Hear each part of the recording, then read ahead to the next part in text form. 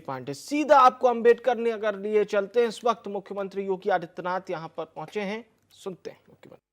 नहीं बल्कि भारत के विकास का एक ब्राइट स्पॉट के रूप में अग्रसर होकर के भारत के विकास का ग्रोथ इंजन बनने की तैयारी के साथ अपने आप को खड़ा किया है। आज उत्तर प्रदेश भारत के और प्रधानमंत्री मोदी जी के द्वारा विकास का जो भी विजन दिया गया है, विकास के उस विजन के अनुरूप हर एक कार्य में ड्राइविंग सीट पर बैठ करके लीडरशिप की स्थिति में आकर के कार्य के एक मॉडल प्रस्तुत करने का कार्य कर रहा है। और यही कारण है कि पिछले 7 वर्ष में उत्तर प्रदेश ने अपना परसेप्शन बदला है। जिस प्रदेश में पहले दंगे होते थे, अराजकता फैलती थी, गुंडागिर्दी होती थी, अव्यवस्था फैलती थी, माफिया हावी थे, बेटी और व्यापारी सुरक्षित नहीं था, आज वही उत्तर प्रदेश निवेश का ड्रीम डेस्टिनेशन के रूप में उभरा है। कानून व्यवस्था का मॉडल बनाने में सफल हुआ है। सर्वाधिक सरकारी नौकरी देने वाला राज्य के रूप में आया है। सर्वाधिक रोजगार सृजन वाले राज्य के रूप में आगे बढ़ा है। और बहनों और भाइयों, मैं आपको आश्वस्त करने के लिए आया हूं अपने युवाओं को कि युवाओं के भविष्य के साथ किसी को भी खिलवाड़ करने की छूट नहीं दी जाएगी। वह समय गया जब नौकरी निकलती थी और चाचा और भतीजा वसूली के लिए निकल पड़ते थे, उनका गैंग वसूली के लिए निकल पड़ता था। बहनों और भाइयों, आज कोई आपके भविष्य के साथ खिलवाड़ नहीं करेगा। अगर कोई करने का दुस्साहस करेगा तो आप मान करके चलिए कि उसकी पूरी संपत्ति को जब्त करवा करके उसको गरीबों में वितरण करने का काम करवा देंगे। वहां पर महिलाओं के लिए महिला संरक्षण गृह बना देंगे। वहां पे निराश्रित बच्चों के लिए उनके लिए किसी कार्यक्रम के लिए स्थल का निर्माण करा देंगे। लेकिन किसी भी बेईमान और भ्रष्टाचारी को अराजकता फैलाने की छूट नहीं देंगे। युवाओं के भविष्य के साथ खिलवाड़ करने की छूट नहीं देंगे। और इसीलिए इन सब प्रयासों का परिणाम है कि हमने युवाओं की ऊर्जा का लाभ दिया, उन्हें सम्मान दिया, तो उत्तर प्रदेश देश की 7वीं बड़ी अर्थव्यवस्था से अब देश की नंबर 2 अर्थव्यवस्था बनने में सफल हुआ है। भारत की जीडीपी में आज उत्तर प्रदेश लगभग 9.5% का अपना योगदान दे करके देश की नंबर 2 अर्थव्यवस्था के रूप में उभर करके सामने आया है। आज बहनों और भाइयों, मैं आप सबको एक बारे में कहना चाहता हूं। उत्तर प्रदेश के बारे में लोगों के मन में जो धारणा थी, आज वो बदली है। आज आप जाते होंगे, 6-7 साल पहले जब आप यूपी से बाहर जाते थे, लोग आपको शक की निगाहों से देखते थे, शक की निगाहों से देखते थे। लोगों को भय लगता था, कहीं ये व्यक्ति किसी माफिया के साथ तो नहीं जुड़ा हुआ है। आज बहनों और भाइयों, मैं गारंटी के साथ कह सकता हूं कि आज आप यूपी के बाहर कहीं जाएंगे तो लोग आपको सम्मान की निगाहों से देखते हैं, कहते हैं अच्छा उत्तर प्रदेश से आप हैं, ये है आपकी नई पहचान। मैं देख रहा था युवाओं की आकांक्षा है, उनके सपनों को पंख लगाने का काम प्रधानमंत्री मोदी जी ने मिशन रोजगार के अंतर्गत दिया है। लगातार इसमें प्रयास हो रहा है और इसके लिए लगातार सरकार के द्वारा बिना भेदभाव के शासन की योजना का लाभ हर एक युवा तक पहुंचाने का काम हो रहा है। सरकार की नीयत साफ है, नीति स्पष्ट है और उसके क्रियान्वयन का दृढ़ इच्छा शक्ति के साथ जब सरकार कार्य कर रही है तो परिणाम हमारे सामने है, जिसका परिणाम यह है, यह सरकार अपने छोटे से कार्यकाल के दौरान 2,62,00,000 परिवारों को एक शौचालय देने में सफल रही है। 56 लाख गरीबों का एक घर बनाने में सफल रही है। डबल इंजन की सरकार का परिणाम है कि 1,86,00,000 गरीबों के घर में रसोई गैस के चूल्हे जल पा रहे हैं। 1,56,00,000 परिवारों को निःशुल्क बिजली के कनेक्शन दिए गए हैं और सरकार की नियत साफ है। तो इसका परिणाम है उत्तर प्रदेश देश के अंदर 5 करोड़ 11 लाख से अधिक लोगों को 5 लाख रुपए की स्वास्थ्य बीमा का आयुष्मान भारत की सुविधा देने वाला पहला राज्य बनता है। 15 करोड़ गरीबों को फ्री में राशन की सुविधा का लाभ देता है। बहनों और भाइयों, उत्तर प्रदेश एक ऐसे राज्य के रूप में उभरा है जिसमें देश बड़ी आशा भरी निगाहों से देख रहा है। विकसित भारत के सपने को साकार करने के लिए आज उत्तर प्रदेश जिस दिशा में आगे बढ़ा है, उसके लिए हम लोगों को, सभी लोगों को मिलकर के प्रयास करना होगा। और उसी प्रयास के क्रम में आज हम सब आपके पास आए हैं आपसे कहने के लिए कि हमारा युवा भारत का वर्तमान और भारत का भविष्य है। इस युवा ऊर्जा के साथ सरकार हमेशा खड़ी होकर के उसके सम्मान के लिए, उसके स्वावलंबन के लिए और समाज के प्रत्येक तबके के लिए उन्हें पूरी सुरक्षा प्रदान करने के लिए पूरी प्रतिबद्धता के साथ कार्य करेगी। आज उसी क्रम में मुझे अंबेडकर नगर जनपद के युवाओं के साथ संवाद बनाने का अवसर प्राप्त हुआ है। यहां विकास की चर्चा यहां के एमएलसी श्री हरिओम पांडे जी के द्वारा की गई। मैं आपको आश्वस्त करता हूं, विकास की प्रक्रिया में अंबेडकर नगर पिछड़ने नहीं पाएगा।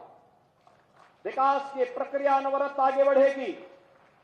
सड़क हो या बिजली, पानी हो या अन्य बुनियादी सुविधाएं, विकास की इस प्रक्रिया के लिए जहां भी आपके द्वारा आवाज लगाई जाएगी, हमारे मंत्रीगण आपके साथ खड़े होंगे।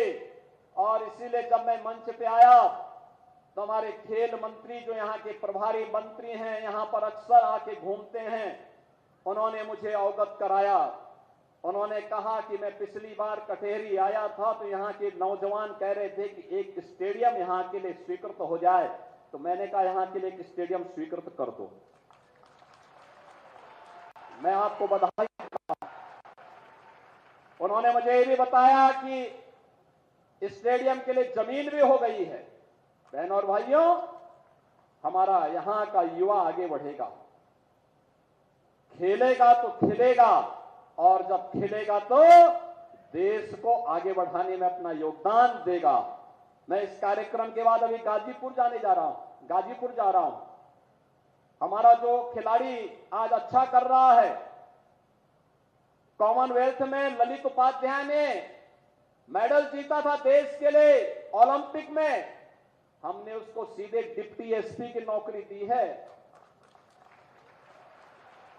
विनोद यादव को नायब तहसीलदार बनाया है।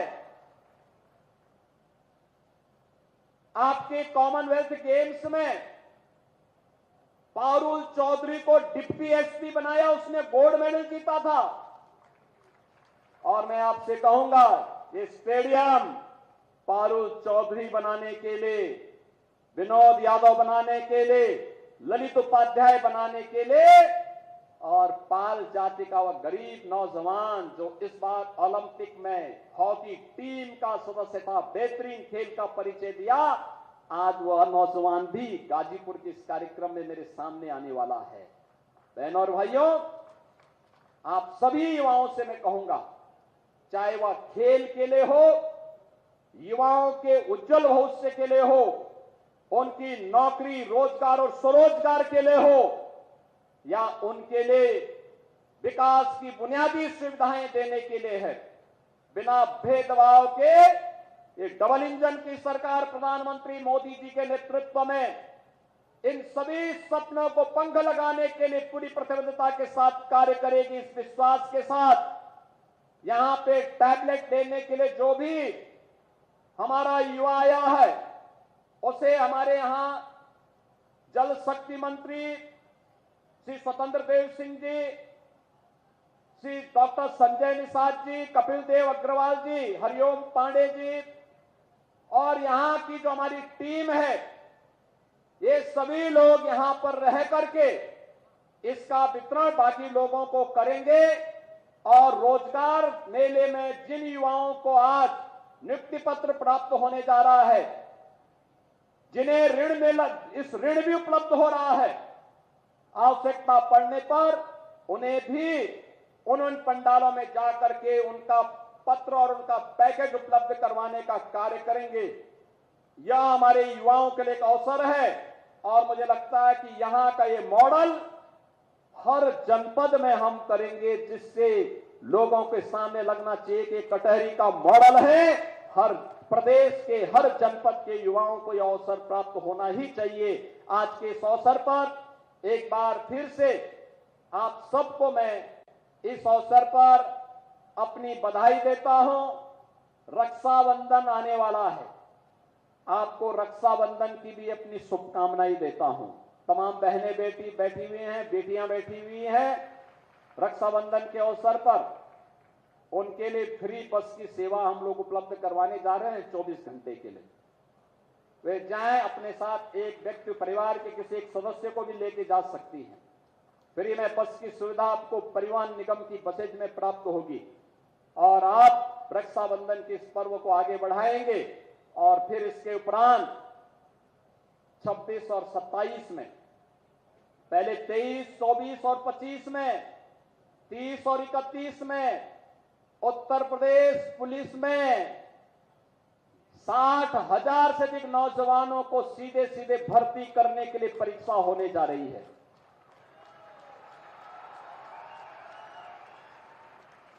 याद करिए, 60,000 भर्ती एक साथ कभी नहीं हुआ। और इसमें भी याद रखना, 30% बेटियों को भर्ती करेंगे, जिससे सड़कों पर शोहदों को ठीक उपचार कर सकें। और दूसरा, पारदर्शी तरीके से बिना भेदभाव के भर्ती होगी। उत्तर प्रदेश के हर जनपद का नौजवान उसमें भर्ती होगा। यह प्रक्रिया इन 5 तिथियों में संपन्न होने जा रही है और 26 और 27 को परित्राणाय साधूनाम विनाशाय च दुष्कृताम का उद्घोष करने वाले लीलाधारी भगवान श्री कृष्ण की पावन जन्माष्टमी का भी अवसर है। आपका जनपद तो ऐसे दुष्प्रवृत्तियों से पहले ही मुक्त हो चुका है। बाकी जो बचे होंगे वे भी कहीं लुढ़कते हुए कभी पकड़ में आ जाएंगे। चिंता करने की कोई आवश्यकता नहीं, सरकार आपके साथ में है। आपको रक्षाबंधन और श्री कृष्ण जन्माष्टमी की हृदय से बधाई देता हूं, अपनी शुभकामनाएं देता हूं। आप सब मेरे साथ बोलेंगे, भारत माता की, भारत माता की। थोड़ा तेज आवाज से बोलिए भाई, अब इतनी गर्मी में भी आवाज नहीं निकल रही है। भारत माता की, भारत माता की। वंदे वंदे वंदे। बहुत बहुत धन्यवाद, आभार माननीय मुख्यमंत्री जी। आप सभी खड़े होकर माननीय मुख्यमंत्री के लिए जोरदार तालियों से उनका आभार व्यक्त करें। मैं अनुरोध करूंगी जिलाधिकारी महोदय जी से कि कृपया जिला प्रशासन की ओर से ये स्मृति चिन्ह माननीय मुख्यमंत्री जी को भेंट करें। श्रावण के इस पावन मास में शिव परिवार